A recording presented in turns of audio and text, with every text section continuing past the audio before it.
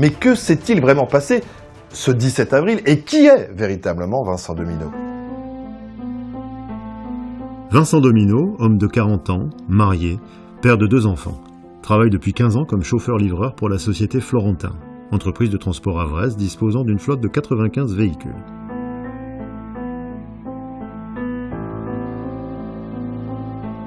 Selon ses proches, Vincent Domino est quelqu'un de responsable, travailleur, prenant soin de sa famille. C'est un chouette type, jamais un mot plus haut que l'autre. C'est un mec qui est toujours prêt à rendre service. Mais que s'est-il vraiment passé le 17 avril 2020 pour que Vincent Domino passe en correctionnel, puis incarcéré 3 jours plus tard? Alors j'ai été poursuivi et condamné après avoir tué involontairement et pendant mon temps de travail un gamin de 17 ans qui roulait en scooter. Le gamin m'a refusé la priorité, je ne l'ai pas vu venir, il roulait sans casque. Le verdict tombé sur les conseils de Maître Bourbon du barreau du Havre, avocat commis d'office, Vincent Domino n'a pas fait appel à la décision, puis a passé sa première nuit derrière les barreaux le 20 avril à la prison du Havre pour plusieurs mois. Effectivement, mon client a été condamné le 20 avril par le tribunal correctionnel à 3 ans d'emprisonnement, dont 18 mois fermes pour homicide involontaire. Il a également été condamné à payer une amende pénale de 65 000 € et vient s'ajouter à cette somme 160 000 € de dommages et intérêts pour le préjudice moral causé à la famille de la victime.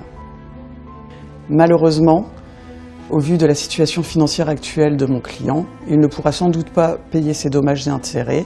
Ce sont donc ses enfants qui vont hériter de cette dette. Mais ce n'est pas tout. Les enquêteurs ont fait des découvertes surprenantes dans la cabine du camion lors de la perquisition. Dans le cendrier du camion, ils trouvent une cigarette éventrée, ce que l'on appelle dans leur jargon une souris, et un mégot de joint. Mais surtout, de la résine de cannabis dans la boîte à gants. Malgré l'intervention rapide du SMUR et des pompiers, le bilan est hélas dramatique. Le jeune homme est décédé pendant son transfert à l'hôpital. La boulette, c'est d'avoir accepté le verre de Maurice.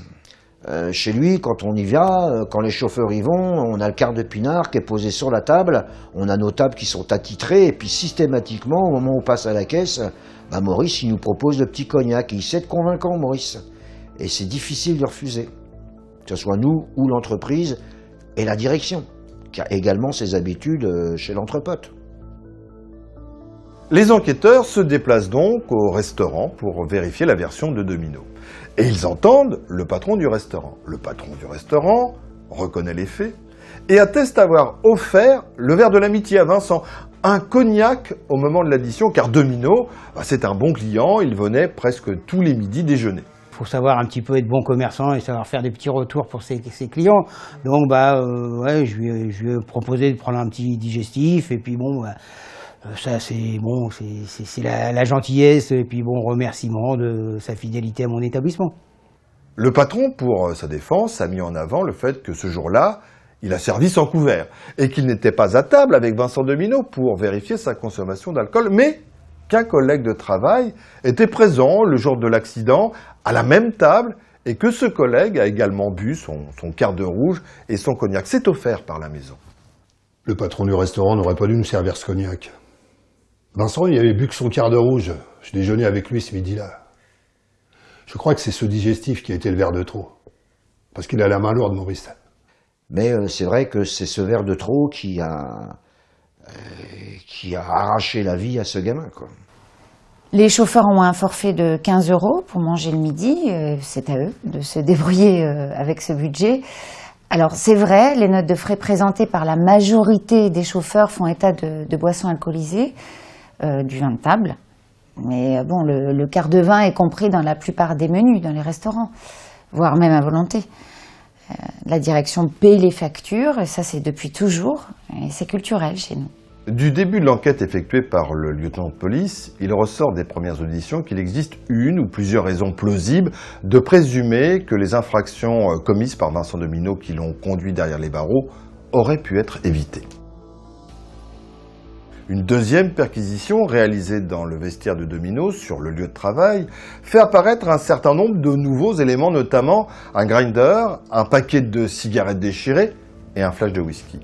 Cette nouvelle perquisition effectuée par la police à la demande du juge d'instruction cherche sans doute à mettre en évidence d'autres responsabilités que celles attribuées à Vincent Domino, notamment la responsabilité de son employeur et peut-être même de certains collègues de travail.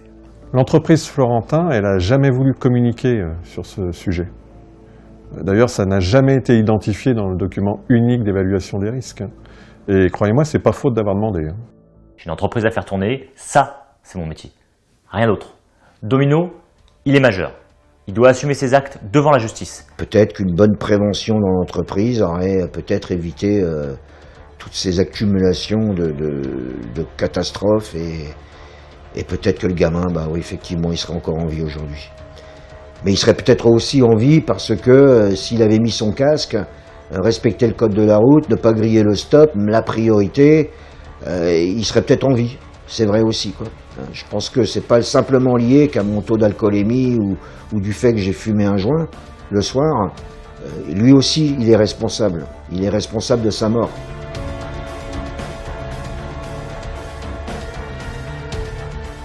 Proposez votre jugement et le justifiez entre jurés en mettant en avant les éventuelles fautes de manquement de l'entreprise et des collègues de travail de Vincent Domino.